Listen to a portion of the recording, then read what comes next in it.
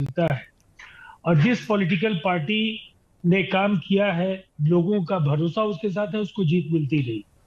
और जब देश के आजादी के बाद जो छठे दशक के उत्तरार्ध तक देश में एक साथ चुनाव होते रहे, जो परिस्थितियां बनी, निसंदेह सरकारें जब विश्वास मत हासिल नहीं कर पाई, विधानसभाओं का पतन हुआ, और असमय जब ऐसी स्थिति पैदा हुई तो देश में चुनाव बार बार हुए। तो ये असंवैधानिक भी नहीं है। इसे कैसे असंवैधानिक आप कह सकते हैं? ये तो संविधान निर्माताओं ने जो सोचा था उसके अनुरूप छठे दशक तक ये देश चला है। अगर ये स्थितियां बनी हैं और जो मसौदे में तमाम तरह की सिफारिशें हैं, जो चेक एंड बैलेंसेज हैं, उसके आधार पर मैं कह सकता हूं कि विपक्ष के मन की जो शंकाएं हैं जेपीसी में उन्हें रखनी चाहिए और उसका तार्किक समाधान जेपीसी के अंदर ढूंढा जाना चाहिए। अब तो ये जेपीसी के समक्ष ये लंबित है और उन्हें अवसर है। जेपीसी में सारी समस्याएं रखनी चाहिए, लंबित मामला हो गया जेपीसी में, वहां पर सारे चीजों का समाधान मिल सकता है। अनुराग भदौरिया, कैसे मुस्लिम विरोधी है? समाजवादी पार्टी कहती है कि मुस्लिम विरोधी हो सकता है, आपकी भूमिका? इसको देखिए, इसको कहते हैं ना, लोकतंत्र पे एक तंत्र हावी होना चाहता है। कमाल की बात है, आप, इस देश तो लोकतंत्र से चलेगा, आप तानाशाही लाना चाहते हैं देश के अंदर में? क्या कि देश यहां पे तानाशाही चलेगा? संविधान जो हम कहते थे संविधान खतरे में, यही है संविधान खतरे में, जो संविधान खतरे की बात है। ये संघीय ढांचा को खत्म करना चाहते हैं। विभिन्न वेशभूषाओं का और विभिन्न धर्मों का देश है ये, विभिन्न जातियों का देश है, सबके अपने स्पिरिचुअल भी हैं, सबका एक अलग तरीका है जीने का, उसको खत्म कर देना चाहते हैं। कमाल की बात कर रहे हैं। तो इस तरह से एक दिन तो कहेंगे कि भाई एक देश एक सभा होनी चाहिए, मतलब राज्यसभा ही खत्म कर देंगे, कहेंगे सिर्फ लोकसभा हो, और लोकसभा से फिर अपना जो मन आएगा वो करेंगे। आपको अगर करना ही है, आप में हिम्मत जुटाइए ना, एक देश एक एजुकेशन लेके आइए ना। जो गरीब बच्चे हैं उनको भी उतनी एजुकेशन मिलनी चाहिए ना जो बड़े बच्चे पढ़ते हैं, लेके आना। तो एक देश एक स्वास्थ्य व्यवस्था लेके आइए ना, सबको समान अधिकार मिले ना अपनी इलाज कराने का। हर हॉस्पिटल में, महंगे से महंगे हॉस्पिटल में गरीब भी अपना इलाज कर पाए। एक देश एक समान नागरिक सम्मान लेके आइए ना। जो वीआईपी कल्चर आपने लगा रखा है, रोड पे आम आदमी जो आपको वोट देके नेता बनाता है, वो बेचारा रोड पे खड़ा रहता है, आपकी गाड़ी को जाने दिया जाता है, वो सम्मान किसका, उसको क्यों नहीं करना चाहते? मतलब ये कहना चाहते हैं एक देश के अंदर में, ये देश के अंदर में अनेकता वाले देश में अनेकता खत्म करना चाहते हैं, एक रखना चाहते हैं, माने एक चीज रहेगी, अनेकता खत्म करना चाहते हैं। कमाल की भारतीय जनता पार्टी कभी भी मुद्दों पे बात नहीं करती, रोज और करना कुछ नहीं है। 200 इसको लगे 2034 में, माने अभी कुछ नहीं होना है। मतलब उनका कहने का मतलब है कि अभी के मुद्दे पे चर्चा मत करो, हमने आपको एक सगुफा दे दिया है, इस झुंझुना को सब लोग मिलकर बजाओ, मीडिया में भी मिलके बजाओ, रोड पे ही मिलके बजाओ, सारा दिन बजाओ, और असली मुद्दों से ध्यान सबका भटका दो, बस इतना तो है। आप बताइए महिला आरक्षण का क्या हुआ? कहां है महिला आरक्षण? कब आएगा महिला का आरक्षण? इन्होंने कहा था, नारी वंदन सम्मान की बात की थी। ये भारतीय जनता पार्टी है, सिर्फ हमारा आपका ध्यान भटका रही है, इससे ज्यादा कुछ नहीं। ये देश में सिर्फ तानाशाही स्थापित करना चाहते हैं।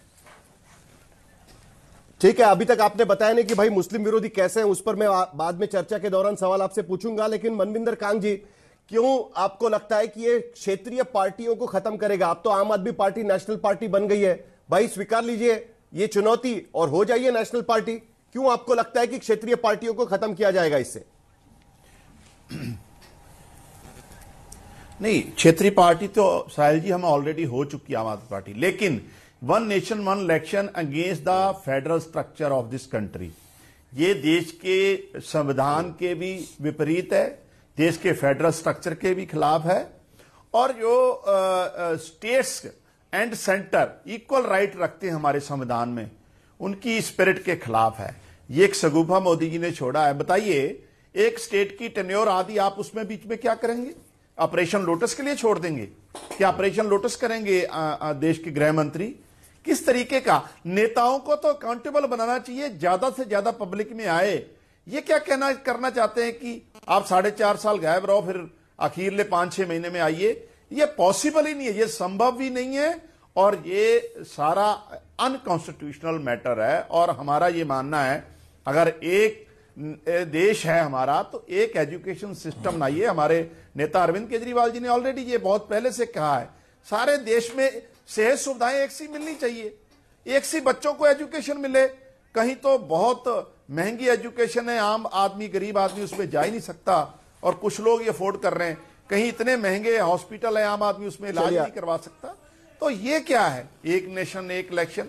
ऐसे आप एक लास्ट में साहिल भाई, एक लास्ट में ऐसे तो आपके यही बीजेपी की जो स्पिरिट है ना, पूरा कारोबार एक आदमी को देने के लिए, वैसे ही ये एक शगुफा है, पूरा कारोबार एक आदमी को देने के लिए। प्रदीप भंडारी जी, काफी सारे सवालों के आपको जवाब देने हैं। आखिर में आशुतोष, आपसे भी आपकी भूमिका क्या है इस पूरे बिल को लेकर? कई बार इसका डिस्कशन हो चुका है कि एक देश में एक चुनाव होंगे तो आचार संहिता कम वक्त लगेगी, सरकारें ज्यादा काम कर पाएंगी। जो इनिशियल स्पीच दिया गया था प्रधानमंत्री की तरफ से, उन्होंने कहा था कि भाई 3 महीने एक दूसरे से लड़ लेंगे, उसके बाद नेशन बिल्डिंग में लग जाएंगे। क्या ये शगुफा है या आपको लगता है कि सचमुच में इसका देश को फायदा हो सकता है? बार बार चुनाव से तो बच जाएंगे, ये एक जो बात रखी जा रही है, सचमुच में यह बात आपको दिखाई दे रही है या इसके पीछे कुछ और राजनीति दिखाई देती है?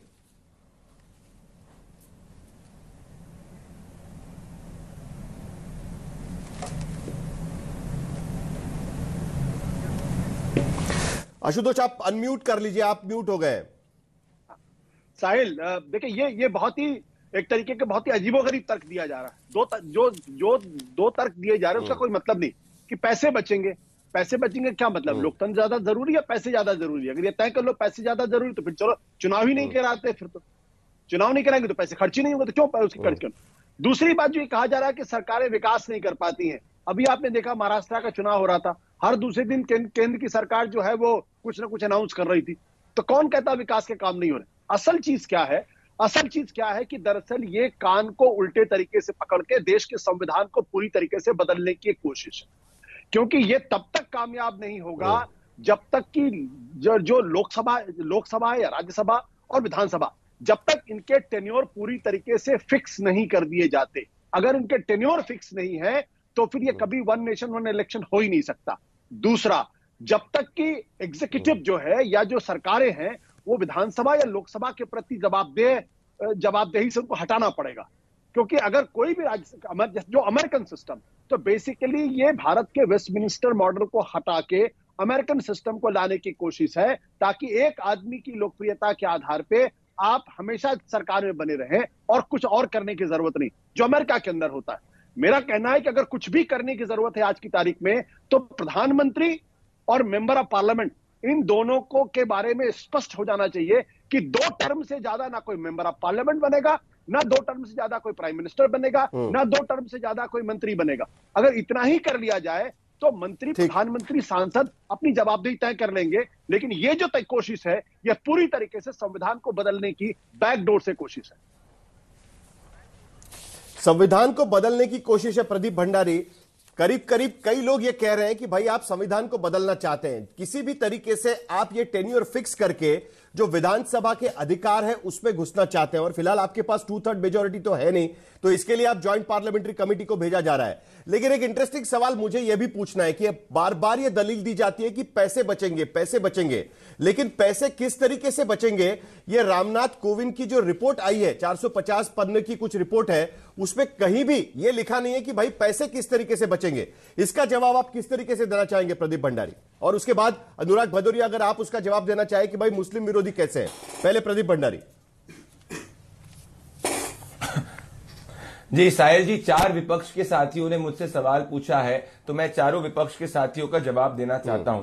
पहली बार आज कांग्रेस पार्टी के प्रवक्ता अनुराग भदौरिया, आशुतोष जी और कांग जी ने मान लिया कि भाई नेहरू जी की विजन और नेहरू जी की विजन इस देश को सीरिया बनाने की थी। भाई क्योंकि हम तो वो इंप्लीमेंट कर रहे हैं जो बाबा साहेब अंबेडकर ने संविधान के अंदर मूल धारा में लिखा, जिसके तहत देश के 3 चुनाव हुए थे। हम तो देश को ट्रू कॉन्स्टिट्यूशन स्पिरिट पे ला रहे हैं। अब अगर नेहरू जी, अंबेडकर जी के अंदर सुरेंद्र राजपूत, अनुराग भदौरिया, इन सबको विश्वास नहीं, उनको लगता है कि वो एंटी कॉन्स्टिट्यूशनल थे, तो भाई इनको इनकी समझ मुबारक है। अब इन्होंने संविधान पढ़ा नहीं है। अब पहले बात करते हैं रीजनलिज्म की। AIADMK, AJSU, BJD, LJPR, MNF, NDPP, JDU, तमाम 34 से ज्यादा ऐसे रीजनल दल है जिन्होंने इसका कंप्लीटली समर्थन करा है। Point number 2।